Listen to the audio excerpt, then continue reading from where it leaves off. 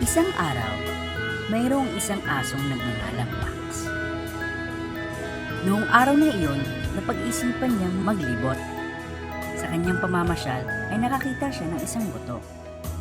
Tumingin si Max sa paligid, ngunit wala siyang nakitang sino man na maaaring magmay-ari ng buto. Kaya naman ay dali-dali niya itong kinuha at kumaripas ng takbo. Matapos niyang tumakbo, hindi na makapag-antay si Max na kainin ng buto. Nagsimula siyang maghanap ng tahimik at kalmadong lugar kung saan niya pwedeng kainin ng buto nang walang nanghihingi sa kanya. Kalaunan ay nakarating siya sa isang ilog na may tulay na gawa sa kahoy at ito'y kanyang tinawid. Habang siya ay tumatawid, napatingin siya sa tubig ng ilog at nakita niya ang larawan ng kanyang sarili.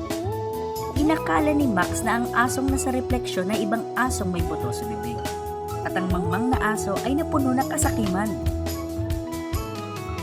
Ginusto ni Max ang buto ng asong nakita niya, at upang hamunin ito, tinawalan niya ang kanyang refleksyon. Ngunit pagkabukas pa lamang niya ng kanyang bibig, ay nahulog sa ilog ang butong nasa bibig niya. Galit na galit si Max nang malaman niyang nawala ang kanyang buto. Sa pagsubok niyang makuha ang hindi kanya, ang sakim na aso ay nawala kung ano ang mayroon.